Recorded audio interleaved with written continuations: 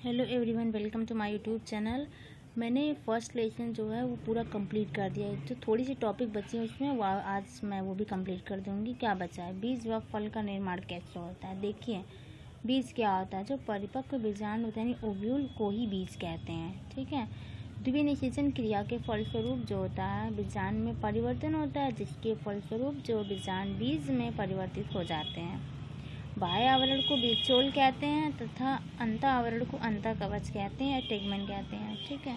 कहने का मतलब है जो हमारा फल होता है उसमें भी देखो, एक्टोकार्प होता है, मेसोकार्प होता है, एंडोकार्प होता है। एक्टोकार्प जो हमारा छिलके वाला पार्ट होता है उसे कहते हैं। मेसोकार्प जो हमारा मांसल होता है यानी जो उसमें गूंदा होता है यानी जो थोड़ा सा गूदेदार होता है उससे कहते हैं। ठीक है। और एंडोकार्प जो होता है हमारा जो बीज वाला पार्ट होता है उसके अंदर वो एक होता है। ठीक है।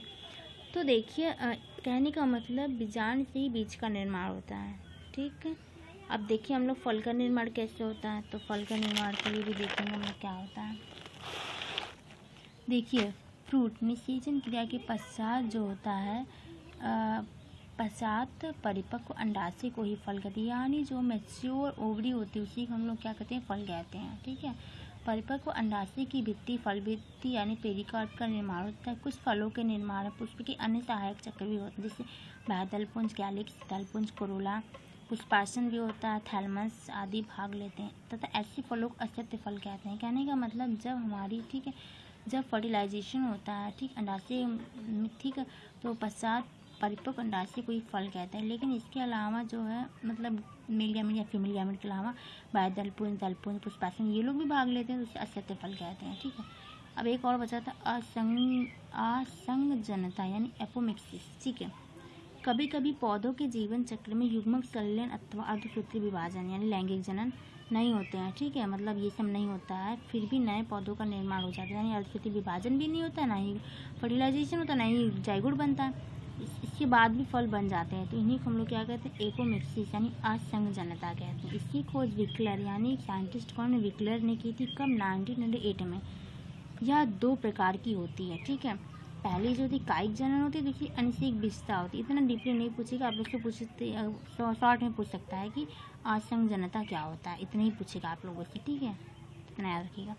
और एक और बचा था पॉली एम्ब्रियोनी यानी बहुभ्रूणता। देखिए, एक बीजांड जो होता है या बीज में एक से अधिक भ्रूणों का उत्पन्न होना, यानी वैसे तो आप लोगों ने देखा कि बीज में एक ही एम्ब्रियो होता है यानी एक ही भ्रूण, लेकिन कभी कभी ऐसा होता है अधिक हो जाते हैं, तो इससे हम लोग बहुभ्रूणता कहते हैं। पॉली का मतलब बहुत ढेर सारी, एम्ब्रियोनी मतलब एम्ब्रियो यानी भ्रूण, यानी बहुत सारे एम्ब्रियो को ही बहुभ्रूणता कहते हैं। यानी पॉलीएम्ब्रियोनिक खोज किसने की थी? एवी लेवेनहॉक ने की थी, एंटोन वॉन लेवेनहॉक ने की थी। ठीक है। जिन्होंने देखा था को मतलब क्या नाम से, एंटोनी वॉन लेवेनहॉक ने ही तो देखा था। किसको देखा था? अब आप लोग ये कमेंट करके बताइए किसको देखा था।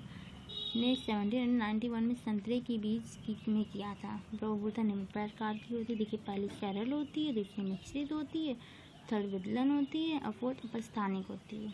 डिटेल नहीं पढ़ना है, मैंने पहले ही बता दें कि डिटेल नहीं पढ़ना है। तो डिटेल नहीं पढ़ना तो फिर कोई दिक्कत नहीं है। आप लोग से यही पूछेगा कि बहुभ्रूणता क्या होता है यानी पॉलीएम्ब्रियोनिक क्या होता है, एक पूछ सकता है असंगजनता क्या होता है, फल क्या होता है, ये सब पूछ सकता है आप लोग से। तो ये इम्पोर्टेंट है। ठीक है। Thank you so much and welcome to my YouTube channel.